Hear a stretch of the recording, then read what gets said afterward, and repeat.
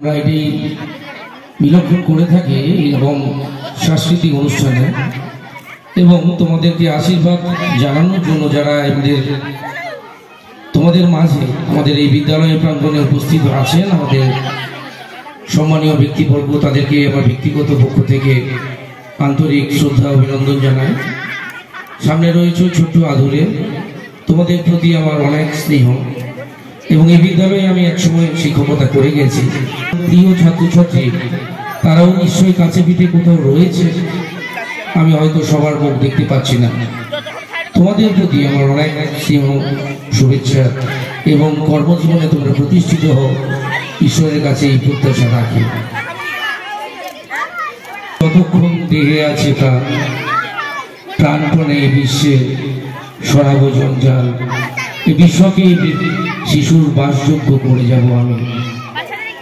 এই অঙ্গীকারে বদ্ধ হয়ে এটা প্রবাহমান সমাজের বিবর্তনের সাথে সাথে প্রত্যেকটা মানুষের মধ্যে এই চিন্তা থেকে থাকে, আমরা যাই করি না কেন আমাদের জীবনের একটি মূল্যবান অংশ আমাদের শিশুদের জন্য রেখে যাব। তেমনি কোনো এক বসন্তের বিকেলে কিংবা বর্ষণ মুখর দিনে হয়তো কলকেটা হাতে নিয়ে তার বন্ধুদের সাথে বসে বসে ভেবেছিলেন যে এই আমাদের এই গ্রামের মানব সম্পদকে যদি উন্নয়ন করতে হয়, মানব সম্পদকে টিকিয়ে রাখতে হয়, তার বিকাশ করতে হয়, তবে বিদ্যালয়ের প্রয়োজন।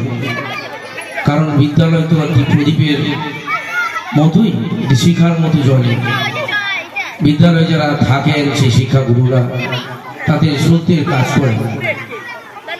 তো যে চিন্তা ভাবনা নিয়ে তাদের পথ চলা তারা শুরু করেছিলেন, এই বিদ্যালয়ের ভূমিদাতা স্বর্গীয় অচিন্ত কুমার দাস, তার সুযোগ্য পুত্ররা এখন এখানে থাকেন, সম্মানীয় অবন্তী দাস এবং অর্জেন্দু দাস। শুধু অচিন্তবাবু নয়, তার সাথে যারা তাকে মানসিকভাবে পুষ্য করেছিলেন, তাদের নামগুলো হয়তো আমার জানা নেই, কিন্তু এই আনন্দঘন মুহূর্তে তাদেরকে আমাদের স্মরণ করতে হয়। কারণ তাদের সাহসী এবং সুন্দর সুনিপুণ মানসিকতার জন্য এরকম একটি প্রতিষ্ঠান উপহার প্রায় এই অঞ্চল বা এই গ্রাম বা এখানকার এলাকা। এই বিদ্যালয় ইটাচড়া প্রাথমিক বিদ্যালয়ে যারা বিভিন্ন সময়ে শিক্ষকতা করে গেছেন, আজকের এই মুহূর্তে আমি তাদেরকেও স্মরণ করি। তারা কেউ ছিলেন আমার অগ্রজ, কেউ ছিলেন আমার সহকর্মী, যারা অত্যন্ত দক্ষতার সাথে বিদ্যালয়ের কথা ভেবেছেন, বিদ্যালয়ের জন্য চিন্তা করে গেছেন। স্বর্গীয় বিষ্ণুপদ সাউ, স্বর্গীয় অতুল চন্দ্র বেরা, প্রশান্ত ভৌমিক, যিনি সদ্য অবসর গ্রহণ করেছেন তাদের নিজস্ব অঞ্চলের এক প্রাথমিক বিদ্যালয় থেকে, উত্তম শ্যামল, যিনি এখন শিক্ষকতা করছেন রামনগর, আমার সহকর্মী ছিলেন। এছাড়াও সুদর্শন পাহাড়ি, যাদের নাম আমার স্মরণে আছে, অত্যন্ত দিকপাল ব্যক্তিত্ব। আজকের দিনে তাদেরকেও স্মরণ করতে হয়, কারণ তাদের কৃতিত্ব এই ভূমিতে, এই মানসিকতা, এই তাদের যে সুনিপুণ মানসিকতা ছিল বিদ্যালয়ের প্রতি, সেগুলোর মানুষজন রয়েছে। আমরা শিক্ষক সবসময় আঁচড় দিতে ভালোবাসি। বিষয়টা কেমন? শিক্ষকের কাজ তো পাঠদান করা, আঁচড় দেবেন কেন? হ্যাঁ, এই আঁচড়টা কেবলমাত্র তার ত্বকে স্পর্শ করে না, আঁচড়টা তার মনের মধ্যে থেকে যায়, তার স্মৃতি ফটে। আজকের এই যে স্বর্ণালী সন্ধ্যা, অত্যন্ত রঙিন হয়ে উঠেছে এই পরিবেশটা। একটি ছোট্ট গল্প বলি। একজন শিক্ষক কেন একটা শিশু শিক্ষা গুরু বা তার স্মৃতি মনে, যতদিন একটা শিশু সে ক্রমে বড় হয়, সামাজিক বিকাশ ঘটে, তার ক্রমে বৃদ্ধ হয়, বিবর্তনের মধ্য দিয়ে তাকে তার জীবন সমাপ্ত করতে হয়। কিন্তু দেখবেন একটা সময় সে যখন থাকে, যখন সবকিছু থেকে সে চিন্তা করছে তার দিনটা, আজকে এখানে যারা সামনে আছেন তারাও হয়তো এই বিদ্যালয়ের কেউ ছাত্র, কেউ ছাত্রী এখানে পাঠদান করেছেন। আপনাদের আজকের দিনে যখন আপনারা এই প্রাঙ্গণে এলেন, আমাদের মনে পড়বে কিন্তু সেই দিনগুলোর কথা। একটি ছোট্ট গল্প আমি সবসময় সেটাকে স্মরণ করে রাখি শিক্ষক হিসেবে। আমি তো শিক্ষকতা করে থাকি। মিসেস জোসেফ, তিনি ক্লাসে এসে দেখলেন জন নামের ছেলেটি খুব পিছিয়ে পড়ছে, ক্রমশ পিছিয়ে পড়ছে। তিনি অপেক্ষা করলেন যে হয়তো সে আজকে পড়াটা পারেনি, কালকে দেবে, কালকে পারেনি পরের দিন দেবে। কিন্তু ক্রমশ তার চিন্তার স্তরে তিনি দেখছেন, তিনি উদ্বিগ্ন হয়ে পড়লেন যে ছেলেটিকে দেখলে তো একরকম মনে হয়। এটাই একজন শিক্ষক প্রথম আচরণ দেওয়া শুরু করেন কিভাবে। তাকে ডাকলেন, যখন তুমি পড়াশোনা কেন করছো না বাবা? আমি তোমার ডায়েরিগুলো দেখলাম, তুমি তো বিগত দিনে ক্লাসে খুব ভালো রেজাল্ট করেছো, তোমার সমস্যা হলো কি? তার মাথায় হাত রাখলেন, আঁচড় দিলেন। কিন্তু এই যে হাতে স্পর্শ পেল একজন শিক্ষিকার কাছ থেকে, মিসেস জোসেফ, ছেলেটির মনে একটা স্ফুলিঙ্গ তৈরি হলো। ভাবলোই তো আমার মায়ের স্পর্শ পাচ্ছে। তিনি শিক্ষিকা নন। বলল যে আমার মা মারা যাওয়ার পর থেকে আমার আর পড়াশোনায় মন বসে না, তাই আমার খুব কষ্ট হয় পড়তে, বইগুলো আমি আর দেখি না, দেখতে পারি না। তিনি বললেন, ঠিক আছে, তুমি কালকে এসো, আমি তোমার সঙ্গে কিছু সময় কাটাবো।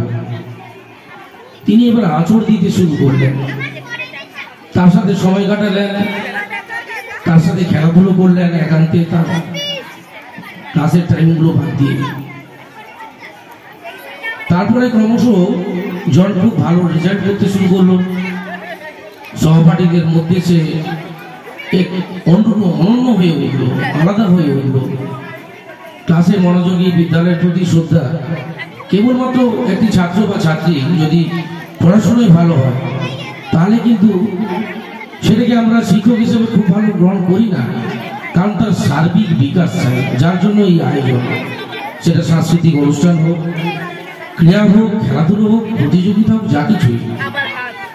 আমি ক্রমশ শেষ করবো, গল্পটা ছোট্ট করবো। ছেলেটি একদিন একটা লাল কাপড়ে মোড়া কিছু তার দিদিমণিকে উপহার দিল। যখন ক্লাসের রেজাল্ট এসে ফার্স্ট হলো, দিদিমণি সেটা নিলেন, বললেন, ছেলেটি বললো, এটা আমার মায়ের স্মৃতি। ম্যাম রেখে দিলেন তার সাথে। জন ক্রমশ প্রথম বিভাগে উত্তীর্ণ হয়ে বিদ্যালয় ত্যাগ করল, উচ্চশিক্ষায় ক্রমশ সাফল্য পেল। দিদিমণি রিটায়ার করেছেন, বৃদ্ধ হয়েছেন, ভালো দেখতে পান না। একদিন একটা চিঠি এলো, আমার এই তারিখে আমি জীবনে বিবাহ করতে চলেছি, আমি আপনার আশীর্বাদের জন্য অপেক্ষায় থাকব। ম্যাম কি করলেন, তার জন যে গিফটটা দিয়েছিল ম্যামকে, যে কালো লাল কাপড়ে মোড়া যে জিনিসগুলো ছিল, তার মধ্যে ছিল একটি পারফিউম, যে পারফিউমটা তার মায়ের অতি প্রিয়, এবং জন তার মায়ের কাছে গেলে সেই পারফিউমটা সে উপভোগ করতো, একটি সুন্দর সুগন্ধি। আর মায়ের কিছু পুরনো ব্রেসলেট। দিদিমণি গেলেন, চিঠিটা নিচে লেখা ছিল ডক্টর জন। জন কিন্তু সেই ছোট্ট ছেলেটি যে আজকে কর্মভূমিতে প্রতিষ্ঠিত এবং ডাক্তার রয়েছে। তিনি আশীর্বাদ করতে যেদিন যান, সেদিন পরনে ছিল তার জনের মায়ের সেই ব্রেসলেটটা, এবং তার গায়ের ছিল সেই মায়ের সুগন্ধি পারফিউম। খুব সুন্দর একটি গল্প। শিক্ষকের কাজ হলো এটাই, একটি শিশুকে সুন্দরভাবে তৈরি করা। আমরা ভাবি যে এর প্রয়োজনীয়তা কি? স্কুল কি কেবল নাচাবে, কেবল খেলাবে, পঠন পাঠন নাই? কিন্তু এটা বিশ্বাস করুন, একটা শিশু যদি তার সর্বাঙ্গীন বিকাশটা না হয়, সার্বিক বিকাশ না হয়, সে যে কোনো সময় হোঁচট খেতে সে বাধ্য। তাকে তো ভালোটা মন্দটা সব কিছুর সাথেই চলতে হয়। তাই আমরা বিদ্যালয়গুলো এগুলোর আয়োজন করতে থাকি। সেখানে সে যেমন খেলাধুলো করবে, পড়াশুনো করবে, শিক্ষকদের প্রতি শ্রদ্ধাভাজন হবে, বন্ধুদের প্রতি, সহপাঠীদের প্রতি সে মনোযোগী হবে এবং বন্ধুত্বপূর্ণ সম্পর্ক স্থাপন করবে, যাতে করে বিদ্যালয়ের স্মৃতি ঘটে। এই বিদ্যালয়ে শিক্ষকতা করে গিয়ে আমরা এখনো গর্বিত অনুভব করি। এখানকার মানসিক সম্পদ অনেক উর্বর। এখানকার অভিভাবক তখনও ছিলেন আন্তরিক, এখনো আছেন আন্তরিক। এইটা থাকবে, এই ধারণাটা, এই ধারাটা বজায় থাকবে। আজকের যে ছোটরা যারা এই বিদ্যালয়ের শিশু শিক্ষার্থী, তারাও একদিন অভিভাবক হবে, এবং এই বিদ্যালয়ে তাদের সন্তান সন্ততিরা আসবে, এবং বিদ্যালয়ের প্রতি ভালোবাসাটা তাদের সেদিনও অটুট থাকবে। সবাই ভালো থাকবেন। একটি ছোট্ট কষ্টের কথা আমি বলে যাই। আমরা বিদ্যালয়ের শিক্ষকরা সবসময় মনে, একটি কন্যাদায়গ্রস্ত পিতা যখন এটা মনে করে যে কন্যাকে বিবাহ দেওয়ার সময় হয়ে গেছে, তখনও তিনি এটা আশা করেন যে পাশে মেয়েটি আবার আর কিছুদিন থাকুক, আদরি মেয়েটি আরও কিছুদিন তার আমি স্নেহ লাভ করি, সে আমার স্নেহে পরিপুষ্ট হোক, তার সহচর্চা আমি লাভ করি, তার স্পর্শ আমি অনুভব করি, এটা করে থাকি। আমাদের বিদ্যালয়ের শিক্ষকদের মানসিকতাটা ওটাকে সেরকমই থাকে। একটি ছাত্র যে শিশু মনে আসে, ভালো করে কথা বলতে পারে না, তখন উচ্চারণগুলো স্পষ্ট হয় না, সেদিন থেকে তাকে হাতে করে কখনো কোনো ছাত্রছাত্রী খেতে না পারলে আমাদের কিন্তু হাতটা ধুয়ে এনে তার ভাতের মিড ডে মিলটা মাখিয়ে দিতে হয়, যাতে করে সে খেতে পারে, অভুক্ত না থাকে। সেই ছোট্ট থেকে আমরা তৈরি করি তো ওদেরকে। আমরা শেষ মুহূর্ত পর্যন্ত চাই যে আমাদের বিদ্যালয়ের সর্বশেষ ক্লাসটা সে সমাপ্ত করে বিদ্যালয় থেকে যায়, তা নাহলে মনের মধ্যে কষ্ট হয়। আপনাদের প্রতি একটা আবেদন আমি করে দেবো, আপনারা এটাই চেষ্টা করবেন এখানে যারা থাকে, জয় ইন্দ্রদীপ থেকে শুরু করে সুমন, প্রত্যেকে, সুদীপ ম্যাডাম, প্রত্যেকে অত্যন্ত সুন্দর মানসিকতা নিয়ে শিক্ষা করতে আসেন।